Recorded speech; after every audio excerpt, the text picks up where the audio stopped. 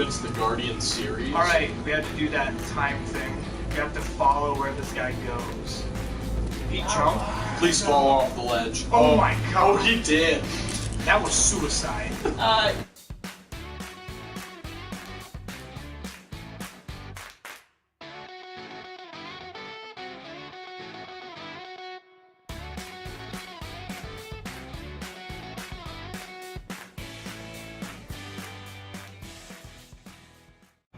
Hello everyone and welcome to the Infinity Well. I am Larry Stahl, glad to be with you here.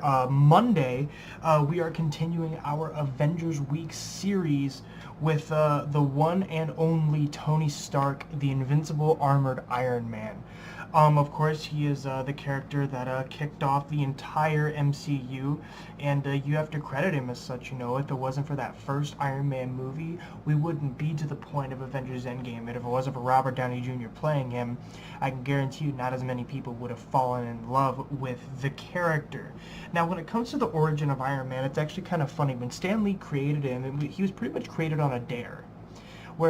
Because you have to think, this was the 1960s, all of the youth, probably some of the comic readers at the time, were all about peace and not war and stopping war, and that's primarily what the characters of Marvel Comics did up to that point. You've got Spider-Man, who was somebody who was always stopping street crime and supervillains and whatnot. Like, you had characters like that kind of pushing forward. But when it came to Iron Man, Stan Lee made him a weapons dealer. He made him a millionaire. He made him some stupid one percenter who was giving weapons over to different armed forces so that way they could wage war and all of those things. But Stan Lee still somehow found a way to make the character intriguing. Now, when it comes to Iron Man, what he's all about, he was doing the whole weapons deal thing. He was caught in an explosion and there were shards on their way to his heart. And so he had to pretty much create the arc reactor inside of a cave and fight his way out of the war with his Iron Man suit. And from that moment on, he realized that he was going to stop war and use his suit for good. And he was still an asshole after that point, but still he was an endearing character who was trying to become a better man, which is something I can honestly appreciate about all of Marvel's characters.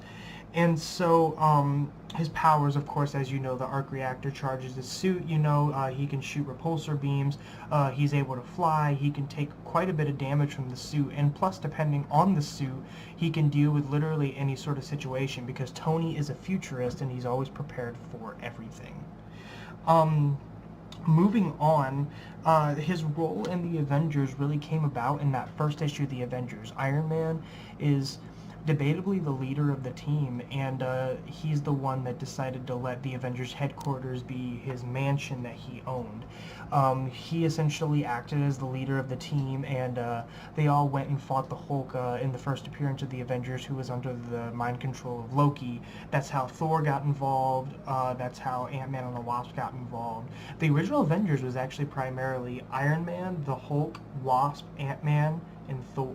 Those were the only Avengers, and so it's kind of funny to see how we've grown and how the Avengers team that everyone knows now is Captain America, Iron Man, Hulk, Thor, Black Widow, Hawkeye.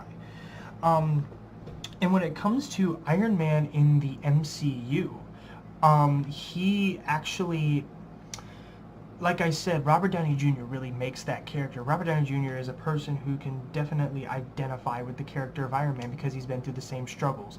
The struggles of addiction, the struggles of becoming a better man. And funny enough, Robert Downey Jr. and Tony Stark have this thing in common where if it wasn't for becoming Iron Man, they would be still in that sunk, solemn place that they were trying to get out of. And so Iron Man in the MCU, of course, is like a flagship character. I think he's been in the most movies out of anybody. He's the one who kicked it off. He finished off his own trilogy before anybody else did. He was a founding member of the Avengers. He did a lot of great things. And so when it comes to Tony's arc in the MCU, he's slowly becoming a better man as it goes on. And I think one of the biggest changing points of that was in Civil War, where he decides to sign the Accords, and especially in Spider-Man Homecoming, where he has to become a father figure. And now here he is thinking that he was going to be prepared for everything that was going to be thrown his way. You know, he thought that he had created the perfect suit to take on an alien army and to take on people like Thanos, and obviously he wasn't ready.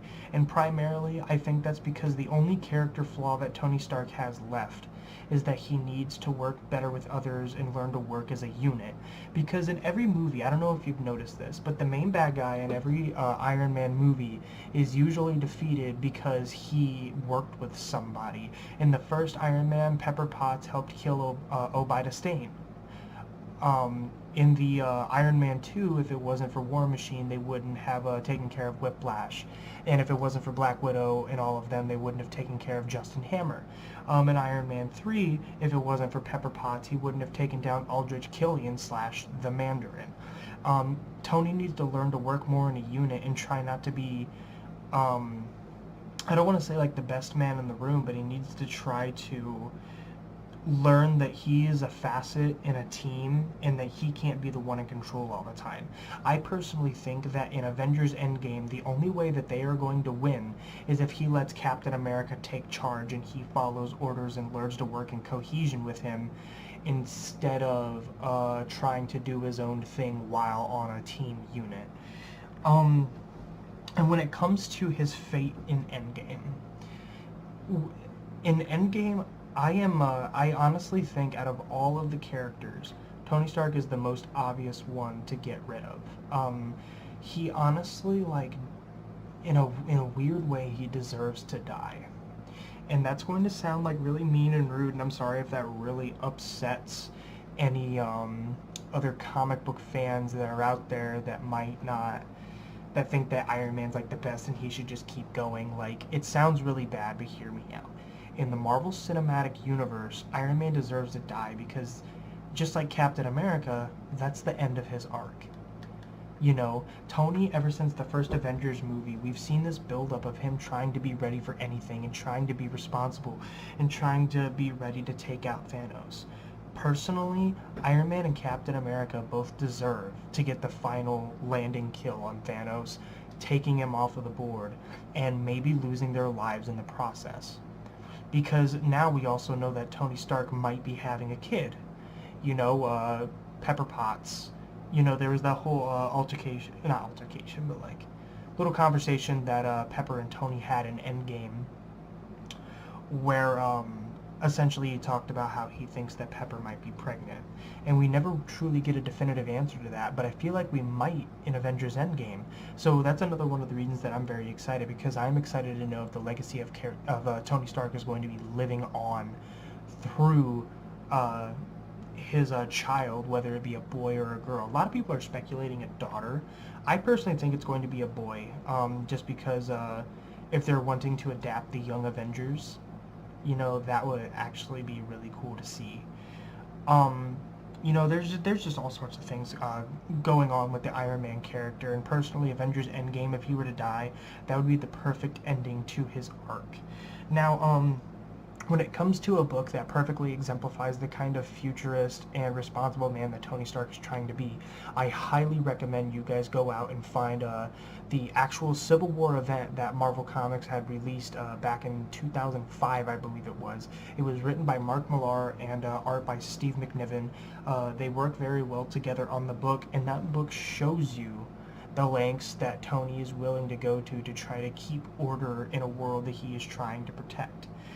A lot of great things happen in that book, and I think it would be really eye-opening for a lot of people if they went out and read it. I suppose that is going to wrap up this episode of Avengers Week, but before we go, there's actually a Facebook page that I would really like to shout out for. It's the page is called I Freaking Love Marvel Comics. I'll try to find a way to get a link somewhere on my account, and I'll put in the description how I end up getting it in there. Maybe I'll just put it in the description of this video, but it's a Facebook group that you can join. There's a lot of great Marvel fans on there, and they allow me to post about content from time to time. They're really great people, and I highly recommend you check out that Facebook page. So anyways, that is going to be it from the Infinity Well today for the Avengers Week posts. I'm Larry Stahl, and Face Front True Believers, this is the end of the video.